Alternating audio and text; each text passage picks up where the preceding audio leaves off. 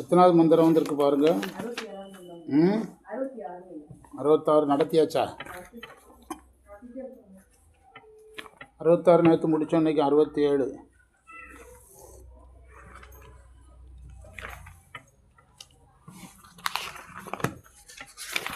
அறுபத்தேழாவது மந்திரம்.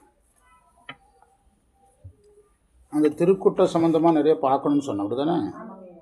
அடுத்த மந்திரம் போயிடலாம், அப்படி வாங்க. சிவா திருச்சிற்றம்பலம் தில்லையம்பலம் தென்னாருடைய சிவனை போற்றி, எந்நாட்டவர்க்கும் இறைவா போற்றி, ஏகம்பத்துறை எந்தாய் போற்றி, பாகம் தென்னுரை ஆனாய் போற்றி, பராய்த்துறை மேவிய பரனே போற்றி, சிராப்பள்ளி மேவிய சிவனே போற்றி, திருக்கையிலாய பரம்பரை போற்றி, சம்பந்த சரணாலய அடிகள் திருவடிகள் போற்றி, அருள் திரு அம்பலவான தேசியர் அருளிய நமச்சிவாய மாலை மந்திர எண் 67. ஆவடுதுறைவாள் நமச்சிவாய குருவே.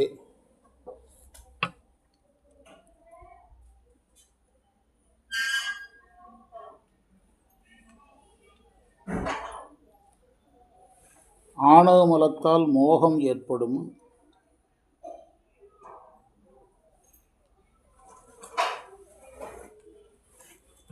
ஆணவமலத்தால் மோகம் ஏற்படும். ஆனால் வாங்க சிவார்ப்பணம் குருவே போற்று. ஆனால் ஜீவன் முக்தர்களுக்கு இந்த மோகம் இருக்கு. ஆணவமலம் இல்லாததால் மோகமும் இல்லை.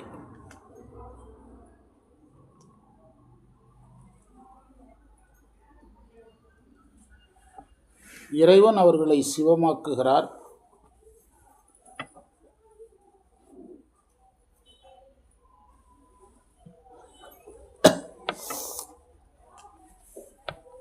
அந்த இறைவன் யோக பொருளாக இருக்கிறார். அந்த மந்திரத்தில் யோகமேன்னு வருது பாருங்க. இறைவனையே யோகம்ங்கிறார், யோக பொருளாக இருக்கிறார்.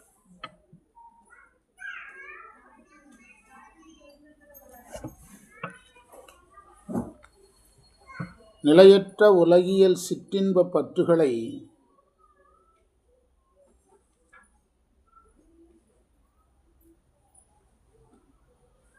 விட்டு உன்மேல் பற்று வைத்தால்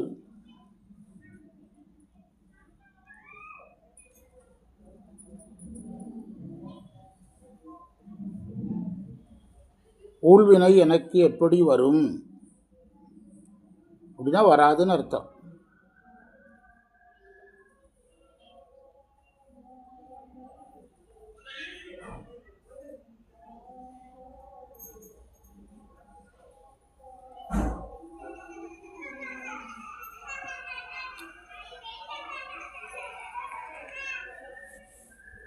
பிராரத்தவினை உடைய உயிர்களுக்கு சிற்றின்ப நாட்டம் உண்டு.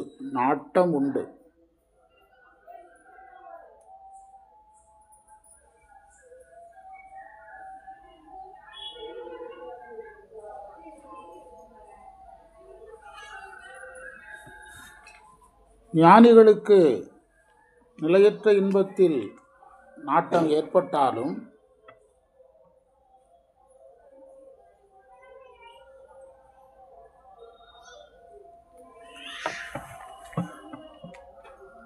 அவர்கள் சிவனை சார்ந்து இருப்பதால்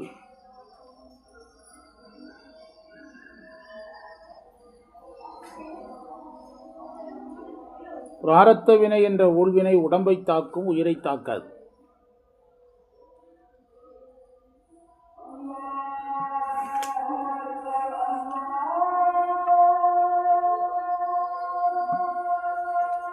மந்திரத்தை படிச்சு பாருங்க. ஆகமேல் உற்று அங்கு அணைவாறு என்னுஞ்சின் பாகமேயாக படுத்தின் வினை எண்ணாமோ மோகமே இல்லாத முத்தர்தமை நீயாக்கும் யோகமே ஆவடு தன்புரை நமச்சிவாயனே. சரிதானா? அதுதான் அந்த மந்திரத்தினுடைய பொருள். அது இந்த இடத்துல ஒரு சின்ன நுட்பமான செய்தி இருக்குது. அந்த உடல் உழாய் கழியும் அப்படின்னு சொல்கிறோம்.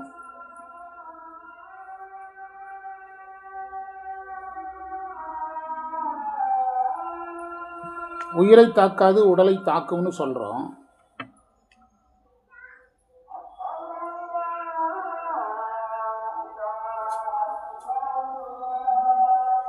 ஊழ்வினையால்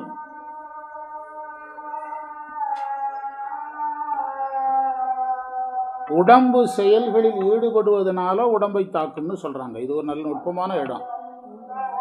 உடம்பை தாக்குனா என்ன, உடம்பை தாக்குனா என்னன்னு சொல்லவே மாட்டேங்கிறாங்கம்போ. இது ஒரு அழகான இடம். ஊழ்வினையால் உடம்பு செயல்படுறதுனால உடம்பை தாக்கும்னு சொல்கிறோம். இந்த ஊழ்வினை உடம்பை செயல்பட வச்சிருது, நல்லதுலேயே கெட்டதுலேயே செயல்பட வைக்குது.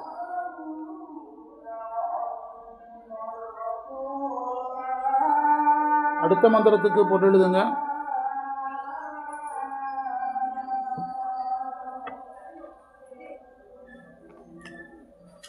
புலன்களில்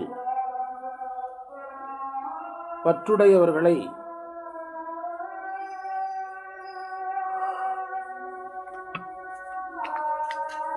நீ உன்மேல் பற்று கொள்ளுமாறு செய்கிறாய்.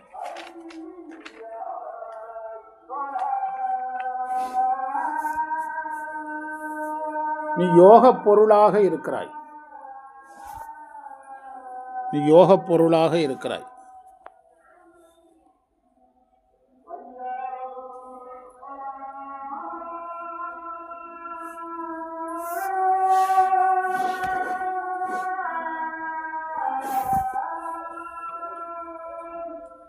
நீ யோகப் பொருளாக இருக்கிறாய். திருவாவடுதுறை வாழ் நமச்சிவாய குருவே,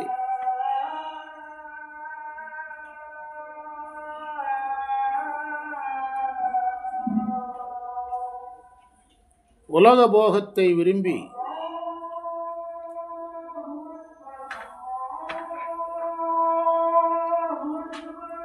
அந்த போகத்தில் சேர்பவர்களை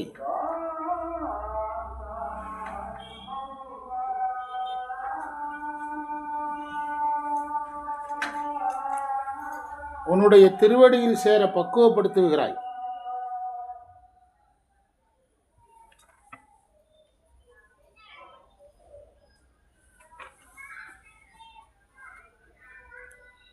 இங்கு பக்குவப்படுத்துகிறாய் என்பது பக்குவப்படுத்த வேண்டும் என்று விண்ணப்பிக்கிறார்.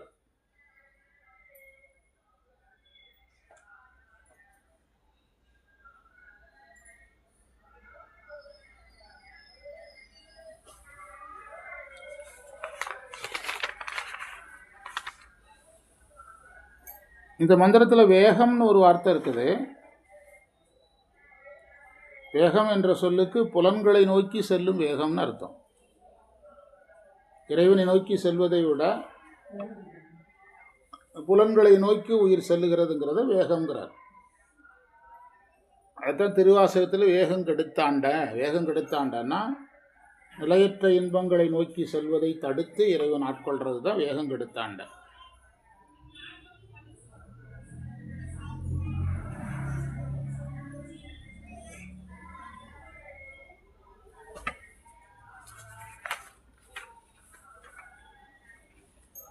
என்ன சொல்கிற அந்த மந்திரத்தில்? புலன்களை நோக்கி செல்லுபவர்களை இறைவன் சிவமாக்கிறார். அப்படின்னா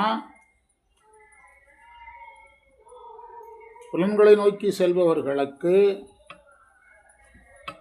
வினைகளை நுகர வைத்து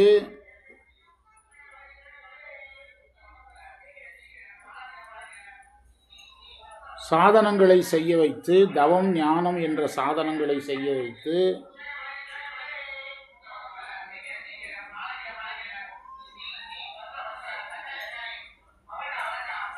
இருவினை ஒப்பும் அளவரி பாகத்தை குருவருளால் கொடுத்து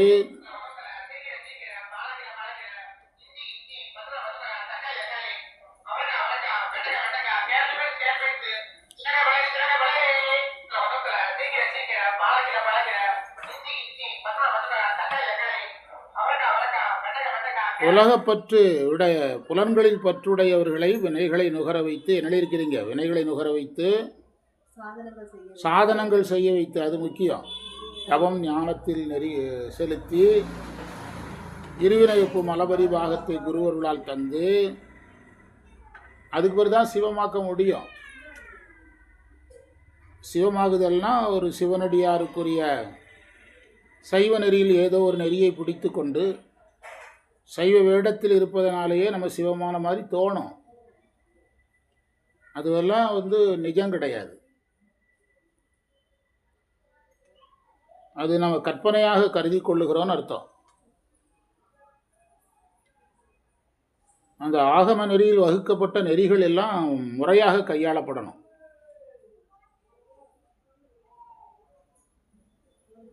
இதையெல்லாம் தருகின்ற இறைவனை யோகப் பொருள்ங்கிறார். யோகமேன்னு திருவாசகத்திலே வருது.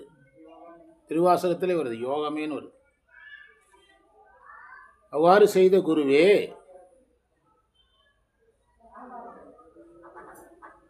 கடைசியில் ஒரு விண்ணப்பம் வைக்கிறார். இந்த புலன்வழி செல்வோர்க்கெல்லாம் அருள் செய்து நீங்கள் அருள்வழி செல்ல வைக்க வேண்டும்னு வேண்டார். அது அந்த நூலாசிரியருடைய கருணை.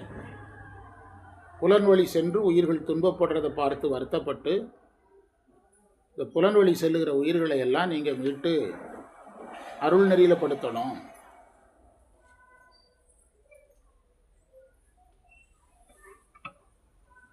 அருள் தெரிவது என்று அப்படின்னு எழுதுவார் உமாபதி சிவன் திருவருட்பயன்ல. திரு மாணிக்க வாசகரே அந்தோ அந்தோ அந்தோவேன்னு இறக்கப்படுறாரு. அந்த மாதிரி இரக்கத்தில் சொல்லுவாங்க ஞானிகள் அந்த சிவார்ப்பணம் குருவே பற்றி. அந்த அந்தோ அந்தோ அந்தோவேன்னு ஒரு பதிகம் வருது இல்லை, அதெல்லாம் இரக்கத்தில் சொல்கிறது. ஆமாம், அதே மாதிரி இது இரக்கத்தில் விண்ணப்பம் செய்கிறார். அந்த உயிர்களுக்கெல்லாம் நீங்கள் அருள் செய்யணும்னு கேட்கிறார். மந்திரத்தை படிச்சிங்கன்னா நம்ம அடுத்த நூலுக்கு போயிடலாம். போகமே நோக்கி புணர்வாரை உன்னடிக்காம் பாகமே யாகப்படுத்தி வித்தால் ஆகாதோ. இந்த ஆகாதோங்கிறத விண்ணப்பம். வேகமே யாக விசைவாரே நீயாக்கும். வேகம்ங்கிறது புலன்பற்றில் வேகம். சுவை ஒளி ஊறு ஓசை நாற்றத்தில் வேகம் என்று குருவே அழைக்கிறார். நல்ல மந்திரங்கள் இதெல்லாம். அடுத்த பாடப்பகுதியை பதிவு செய்யும்.